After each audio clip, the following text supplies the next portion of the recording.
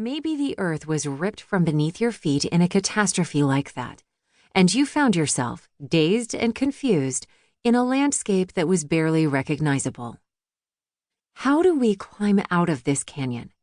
Is it even possible? The secret. One man who had experienced life in the canyon was the Apostle Paul. When he wrote his letter to the church in Philippi, he was being held captive in Rome because of his Christian faith, in a house rather than a jail, but still in chains and under guard. See Acts chapter 28, verse 16, Philippians chapter 1, verses 12 through 14. He was unable to work or to travel around preaching as he had loved to do, and he had rivals on the outside who were now taking advantage of his imprisonment. Philippians chapter 1, verses 15 through 18. Not to mention that becoming a Christian in the first place had meant a significant loss of face, loss of reputation, loss of status. In fact, loss of everything Paul had been working for his entire life. He had given it all up for Jesus, and look where it had got him. If anyone had the right to feel he'd got a raw deal from God, Paul certainly did. And yet his letter to the Philippians is just bubbling over with joy and delight. He had learned the secret of being content in any and every situation.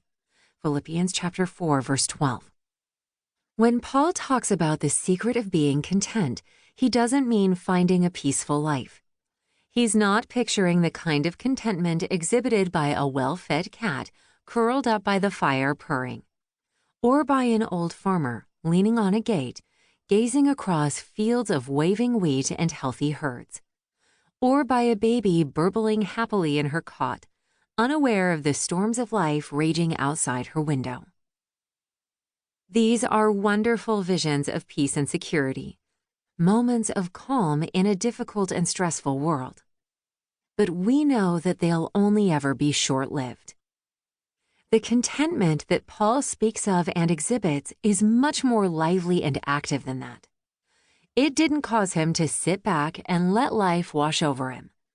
No, it motivated him more than ever to speak and write and sing about Jesus and his wonderful life-changing power. It drove him to live well in the midst of his circumstances and encourage others to do the same. Contentment isn't a denial of our problems, a lack of ambition, or an end of hope. It is not about looking on the bright side, or finding what the title of one book memorably calls the splashes of joy in the cesspools of life. I'm single, but I get sole control of the remote. Or, we're childless, but we get to go on holiday in term time. Or, I'm bedridden, but hey, I never have to do laundry. Even when our bright sides are altruistic, my lack of a family gives me the freedom to minister to the needy in my community.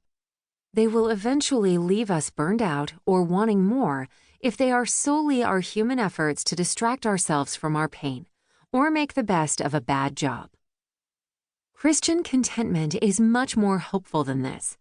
It is the fruit of the joyous discovery that whatever our circumstances, Jesus is better by far. It is boundless riches, Ephesians chapter 3, verse 8, overflowing thankfulness, Colossians chapter 2, verse 7, exceeding great joy, Matthew chapter 2, verse 10, King James Version. I know that sounds like an impossible dream right now. You can't imagine how it could ever be true. Not for you, not really. I hope in the following book to convince you that it can, and to point you to the hand and footholds on the wall of the canyon with which you can climb back up to find it. Contentment doesn't usually appear overnight. Paul said it was something to be learned. The 17th century Puritan writer Jeremiah Burroughs described it as something we can and should become well skilled in. The Rare Jewel of Christian Contentment, page 19. Before we turn to some practical tips for how to train our hearts and minds in this skill, though, we need to start by addressing the big core questions that our hearts start to ask when we can't see God's hand at work. These are questions that seem to underpin the writings of many of those who have fought the battle of discontent.